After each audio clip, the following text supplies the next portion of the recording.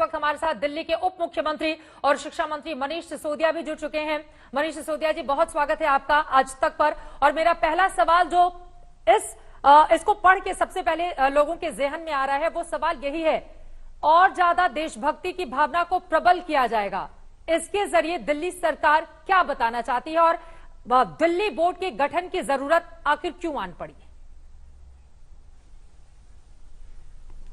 देखिए, हमने पिछले 5 से 6 साल में देखे तो स्कूल की बिल्डिंग्स अच्छी हो गई हैं, स्कूलों में वातावरण पढ़ाई का अच्छा हो गया, टीचर्स बहुत इंस्पायर फील करने लगे और उसके रिजल्ट भी अच्छे आने लगे। 98% पास होने लगे, बच्चे आईआईटी जाने लगे, जेईई नीट के एग्जाम क्रॉस करने लगे। लेकिन सवाल यही था कि वो जो बच्चा नीट में जा रहा है या 98% लाके पास हो रहा है, वो बच्चा एक अच्छा इंसान बन पा रहा है कि नहीं बन पा रहा, उसके अंदर देशभक्ति है कि नहीं है, वो परिवार के लिए, समाज के लिए समर्पित है कि नहीं है।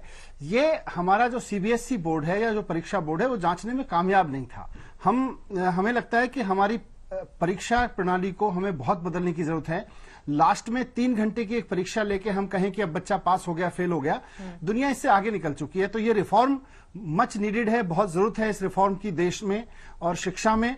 हम एक बचपन में चित्रा जी कहानी पढ़ते थे कि कोई राजा था और उसकी जान तोते में बसती थी और सारा कुछ उससे चलता था। तो परीक्षा वो तोता है जिससे शिक्षा चलती है। हम चाहे जो बड़ी बड़ी बातें कर लें, हम लर्निंग आउटकम्स में, अपनी एजुकेशन पॉलिसी में कुछ भी लिख दें, लेकिन क्लास में तो साहब वही पढ़ाया जाता है जो पिछले 5 साल के पेपर में आया था, जो टेस्ट में आया था। तो वो टेस्ट से ही हम आउटकम निकालने की कोशिश करेंगे, इसीलिए बोर्ड बनाया है और ये अभी तक का एजुकेशन में हमारा सबसे बड़ा रिफॉर्म साबित होगा, मुझे इसका पूरा भरोसा है। अब लोगों के जहन में मनीष ये सवाल आएगा कि क्या देशभक्ति की भावना अभी छात्रों में जागृत नहीं थी कि अलग से पाठ्यक्रम को शामिल किया जा रहा है दिल्ली बोर्ड के जरिए?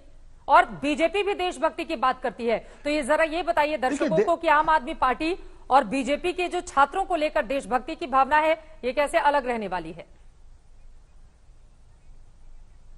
नहीं, देशभक्ति कहीं से भी अलग नहीं रह सकती। देश तो एक ही है, तो देशभक्ति कैसे अलग होगी? हमारा सिर्फ इतना कहना है कि हर पढ़ा लिखा आदमी अगर रेड लाइट पे खड़ा होता है तो वो रेड लाइट इसलिए नहीं तोड़ता कि सामने पुलिस वाला खड़ा है, या रेड लाइट इसलिए नहीं तोड़ता कि उसको लगता है मुझे मेरे देश के सिस्टम का सम्मान करना चाहिए। ये देशभक्ति है। आप अपने घर में बिजली का स्विच इसलिए ऑफ करते हैं कि मेरा बिजली का बिल ज्यादा आ जाएगा, या आपको लगता है कि मुझे अपने देश के संसाधनों से प्यार है, मुझे अपने देश के संसाधनों को वेस्ट नहीं करना चाहिए। ये हमारे लिए देशभक्ति है। हम यहां से देशभक्ति को शुरू कर रहे हैं और हर बच्चा एक रेस्पॉन्सिबल सिटीजन बने, वो महिलाओं का सम्मान करे, वो धर्म जातियों का सम्मान करे, वो अपने देश की मिट्टी का सम्मान करे। ये उसमें कूट कूट के भरा होना चाहिए। शिक्षा की जिम्मेदारी है कि हर बच्चे के अंदर कूट कूट के देशभक्ति उसमें भरी हो। वो जब स्कूल कॉलेज में जाए तो सिर्फ तिरंगे को सलाम देने के लिए नहीं, बल्कि इस तिरंगे के नीचे खड़े हुए लोगों से भी प्यार करना सीखे, देश से प्यार करना सीखे। लेकिन ये कट्टर देशभक्ति, इस पर मुख्यमंत्री ने बहुत जोर दिया है, तो ये कट्टर शब्द, इसको लेकर थोड़े सवाल खड़े हो रहे हैं। बिल्कुल, कट्टर देशभक्त होना ही चाहिए, हर इंसान को होना चाहिए। और इसीलिए मैंने कहा कि कट्टर देशभक्ति ये भी है कि अगर आप अपने देश का पानी वेस्ट करते हैं, अगर आप अपने देश का पर्यावरण को प्रदूषित करते हैं, तो आपकी देशभक्ति पे सवाल है। अगर आप कोई बड़ी मिठाई की दुकान चलाते हैं, आप बहुत बड़े पढ़े लिखे आदमी हैं, अगर मिलावट करते हैं सिर्फ प्रॉफिट करने के लिए, तो आपकी देशभक्ति पे सवाल है ये। तो ये कट्टर नहीं है। फिर आप हो सकता है भारत माता की जय जोर से बोल देते हो, लेकिन अगर भारत माता की जय बोल के आप भारत के ही लोगों को मिला के मिठाई खिलाते हैं, तो फिर आपकी देशभक्ति पे सवाल है। इसीलिए हम एजुकेशन में इन चीजों को ला रहे हैं कि कैरिकुलम में हर बच्चा अपने अंदर से झांके, और सिर्फ झांके नहीं, उसको पढ़ाया जाए, और सिर्फ पढ़ाया नहीं जाए बल्कि टेस्ट भी होगा। जब परीक्षा होगी तो हम ये जांचेंगे, टीचर्स को बताएंगे कि इस बच्चे के अंदर अभी उसके मानसिकता में ये कमी रह गई है, इसके माइंडसेट में ये कमी रह गई है, इस पे काम करने की जरूरत है।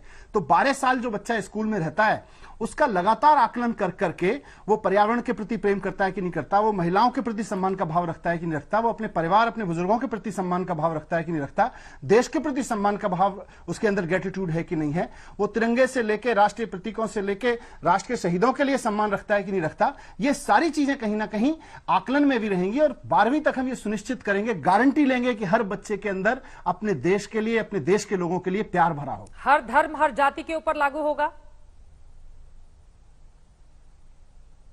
बिल्कुल, सबके ऊपर लागू होगा। पढ़ाई तो साइंटिफिक है, सबके ऊपर लागू होगी। इसमें देश धर्म है सबसे बड़ा। बिल्कुल, ये महत्वपूर्ण बातें आपने कही हैं और यकीनन इसके जरिए दिल्ली सरकार आगे कैसे बढ़ेगी ये देखना दिलचस्प होगा। लेकिन एक और बात, हम सब ने विधानसभा चुनावों के दौरान देखा था, पानी स्वास्थ्य और शिक्षा के मुद्दे पर खासतौर से। मैंने भी आपके साथ कई सरकारी स्कूलों का दौरा किया जिसमें उसका रंग रूप किस तरह से बदल गया है, ये सब हमने देखा और सभी उसकी तारीफ भी करते हुए नजर आए। तो एक चुनाव में वोट का जरिया भी आपके लिए ये तमाम स्कूल बने, इस सवाल पे मैं आऊंगी, लेकिन उसके पहले लोगों के जेहन में, खासतौर से माता पिता के जेहन में ये सवाल है कि सीबीएसई बोर्ड या अन्य बोर्ड से ये जो दिल्ली बोर्ड है ये किस तरह से अलग रहने वाला है और कैसे आप ये सुनिश्चित कर पाएंगे कि दिल्ली बोर्ड ज्यादा बेहतर है? एक तो इसमें नेशनल इंटरनेशनल एक्सपीरियंस हमारा बहुत काम आएगा। हमने इसको एकदम इंटरनेशनल स्टैंडर्ड का बोर्ड हम बनाएंगे। आज आप देखें तो दुनिया में जो हायर एजुकेशन संस्थान हैं वो रोड टर्निंग से ऊपर उठ गए हैं। आज आप हार्वर्ड जाना चाहें, अपने बच्चे को भेजना चाहें, तो आपके बच्चे के रट के अगर 100% आ गए, हार्वर्ड में काम नहीं आता, कैम्ब्रिज में काम नहीं आता। आज आईआईटी में आपके बच्चे के रटे हुए 100% काम नहीं आते हैं। आपके बच्चे ने क्या समझा है, अगर वो समझ पाया है तो जेईई क्रॉस कर पाता है, डॉक्टर बन पाता है, नहीं तो नहीं कर पाता है। तो ये जो हमारे बोर्ड्स कहीं ना कहीं रटने का शिकार हो गए हैं। वो केवल 3 घंटे के अंत में एक परीक्षा लेते हैं कि आपने कितना अच्छा रटा और कितना अच्छा कॉपी में उतार दिया, उसकी वो परीक्षा है। बोर्ड की परीक्षा कुल मिला के ये हो गई है। समझ की परीक्षा क्या है, माइंडसेट की परीक्षा क्या है। दुनिया के सारे बड़े बड़े संस्थान, आज आप आईआईटी चले जाइए, एम्स में एडमिशन लेना चाहें तो, आप हार्वर्ड कैम्ब्रिज में एडमिशन लेना चाहें, आपका मानसिकता देखते हैं। हमारे पास मानसिकता के आकलन के लिए बोर्ड ही नहीं है। हम केवल रटने की परीक्षा लेके अपना बोर्ड चला रहे हैं। दिल्ली का जो बोर्ड होगा इसमें समझ, मानसिकता, इसका बहुत बड़ा रोल होगा। और जैसे जैसे रिजल्ट आएंगे, इसीलिए हम इसको इंपोज नहीं कर रहे कि हम दिल्ली के 2700 स्कूलों में एक साथ इसको इंपोज करें। हमारी योजना यह है कि हम 20, 25, 30 स्कूलों के साथ इसको शुरू करेंगे और हमें पूरा उम्मीद है कि 2 से 3 साल के अंदर पेरेंट्स, टीचर्स, प्रिंसिपल्स आके रिक्वेस्ट करेंगे, साहब ये इंटरनेशनल स्टैंडर्ड हमको भी चाहिए। 2021-22 से ही क्या इसको लागू किया जाएगा? कितने स्कूल दिल्ली के इसके दायरे में आएंगे, मेरा अगला ये सवाल है। और एक और सवाल, इतिहास को लेकर हाल ही में बहुत सारे सवाल किए गए हैं, उसको बदलने की बात कही गई है, तो दिल्ली सरकार इसको लेकर कैसे आगे बढ़ेगी? कट गया शायद, ये देखना। मनीष जी, मेरी आवाज आ रही है आपको? चलिए, मनीष सिसोदिया दिल्ली के शिक्षा मंत्री इस वक्त हमारे साथ जुड़े हुए हैं। आपको बता दें, कट्टर देशभक्ति पाठ्यक्रम को शामिल किया जा रहा है जो दिल्ली बोर्ड बनाया जाएगा उसमें, और दावा इस बात का किया जा रहा है कि दरअसल ऐसे बच्चों को तैयार करना है जो कट्टर देशभक्त हों, देशभक्ति वाला ये शिक्षा बोर्ड होगा। सभी धर्म जाति के बच्चे अच्छे इंसान बने, इस बात पर भी जोर दिल्ली बोर्ड में दिया जाएगा। पढ़ाई से छात्रों को रोजगार मिले और कौन कौन सी बड़ी बातें हैं उसको बताती हुई हमारी ये छोटी सी रिपोर्ट देखिए।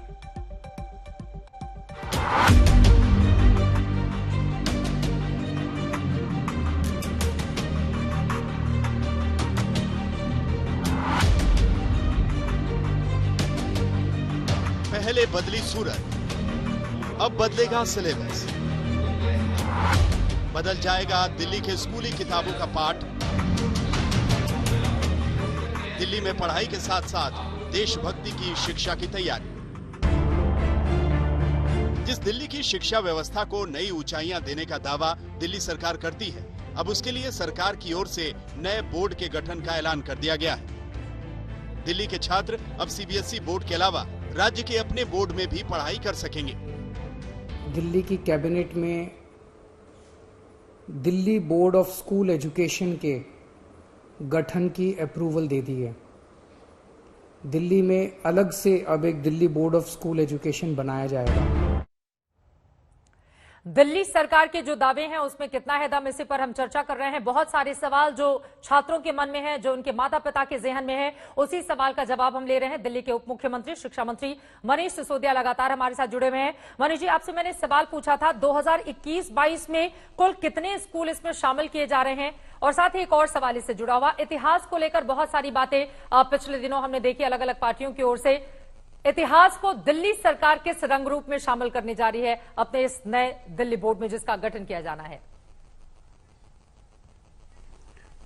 अभी हम शुरुआत करेंगे इसकी इस साल 25 से 30 स्कूल से, और हम चाहेंगे कि 1-2 साल ये अपनी एक कामयाबी का, अपने नए तरीके का प्रदर्शन करे, ताकि लोगों की खुद इसमें दिलचस्पी बढ़े कि जो इंटरनेशनल बोर्ड आज पूरे देश में, देखिए आप पेरेंट्स से बात करिए जो भी क्वालिटेटिव एजुकेशन चाहते हैं अपने बच्चों के लिए, वो चाहते हैं इंटरनेशनल बोर्ड मिले। क्यों मिले? क्योंकि वो एक अलग दुनिया के बहुत सारे एक्सपीरियंस उसमें शामिल होते हैं। तो हम भी चाहेंगे कि ये बहुत अच्छा बोर्ड बने और धीरे धीरे इसकी मांग बढ़ेगी। आपने इतिहास की बात की, इतिहास तो देश का एक ही है। एनसीईआरटी, एससीईआरटी की किताबें और जो नेशनल करिकुलम फ्रेमवर्क है उसमें जो इतिहास है, इतिहास तो वही रहना है और वही रहेगा। हमारा सिर्फ इतना है कि इतिहास को पढ़ाते वक्त जब बच्चे का आकलन करें तो केवल रटने की क्षमता पे करें कि उसने इतिहास की पुस्तक को रट लिया, उसने डेट्स अच्छे से रट ली, या इतिहास को बहुत क्रिटिकल नजरिए से वो समझ रहा है, उसके ऊपर व्यू पॉइंट रख रहा है, या उसको समझ के उसको यूज करना जानता है। ये सारे आकलन हम बोर्ड से करेंगे। तो बोर्ड जो है वो बोर्ड का काम है। बोर्ड का काम इतिहास की नई किताब लिखना नहीं होगा। बोर्ड का काम ये होगा कि जो इतिहास की किताब बच्चे को पढ़ने के लिए दी गई है वो उसको समझ पा रहा है कि नहीं समझ पा रहा है, या केवल रट के कॉपी पेस्ट कर पा रहा है। बिल्कुल, ये सबसे महत्वपूर्ण है कि रटाने के बजाय समझाने पर ज्यादा जोर दिया जाएगा और उसमें अगर कामयाबी मिलती है तो यकीनन ये काफी अच्छी बात होगी। अब मेरा अगला सवाल यह है, देखिए बहुत सारे अलग अलग राज्यों के अगर हम बोर्ड को देखें, सीबीएसई या दूसरे अन्य बोर्ड से हम तुलना करें तो कहीं ना कहीं वो थोड़ा पीछे रह जाते हैं, या वहां से जो सरकारी स्कूल से निकलने वाले बच्चे हैं वो उस तरह से प्रतियोगी परीक्षाओं में शायद दूसरे बोर्ड जो बड़े हैं, चाहे सीबीएसई, आईसीएसई की बात करें, उनके मुकाबले वो बच्चे काफी ज्यादा पीछे रह जाते हैं। तो दिल्ली सरकार दिल्ली बोर्ड के जरिए इसको कैसे सुनिश्चित करेगी कि सीबीएसई बोर्ड से या आईसीएसई बोर्ड से हम ज्यादा बेहतर शिक्षा व्यवस्था यहां पर सुनिश्चित कर पाए? देखिए, जो मौजूदा परीक्षा प्रणाली है, मौजूदा पढ़ाई है, उसमें हमारा बोर्ड सीबीएसई था और सीबीएसई के साथ बहुत अच्छा काम चल रहा था। तो अगर अपना बोर्ड बनाने की ही बात होती, राज्य का बोर्ड बनाने की बात होती, तो हमारे लिए सीबीएसई भी अच्छा था, हमें कोई दिक्कत नहीं थी। पिछले 5 साल से हम इस पे काम कर रहे हैं। लेकिन अब इससे अगला कदम है, हमने अच्छे स्कूल बना दिए, टीचर्स का अच्छा माहौल हो गया, रिजल्ट होने लगा, पास होने लगे। लेकिन अब उन बच्चों के अंदर जिनको हम 21st सेंचुरी स्किल कहते हैं, अच्छा इंसान बनने का, क्रिटिकल थिंकिंग का, प्रॉब्लम सॉल्विंग का, दुनिया की सबसे बड़ी कंपनी उनकी तरफ ये देखे कि ये बच्चा तो बहुत अच्छे से प्रॉब्लम सॉल्विंग करता है, वो सारे अच्छा प्रोफेशनल कैसे बनेगा, इसके लिए ही हम बोर्ड बना रहे हैं। हमारे बोर्ड बनाने का मकसद केवल और केवल यह है कि हम एग्जाम रिफॉर्म के जरिए पूरी पढ़ाई को रिफॉर्म करें। वो नहीं हो पाएगा तो नया बोर्ड बनाने का कोई फायदा नहीं है। इससे दिल्ली में 2 बोर्ड की बिल्डिंग बिठाने की क्या जरूरत है? सीबीएसई अच्छा था, देश भर में काम कर रहा है। नया बोर्ड हम बना इसलिए रहे हैं कि इस क्वालिटी को हम 4 कदम और आगे लेके जाएंगे। बच्चों को बेहतर परीक्षा के लिए आप तैयार करने की बात कर रहे हैं, लेकिन अभी तो दिल्ली सरकार की परीक्षा होगी जब एलजी के पास फाइल जाएगी तो वो मुझे नहीं लगता कि इसमें कोई प्रॉब्लम होगी कहीं पे। आपको नहीं लग रहा है कि किसी भी तरह की कोई भी दिक्कत होगी, क्योंकि बहुत सारे इस तरह के उदाहरण रहे हैं?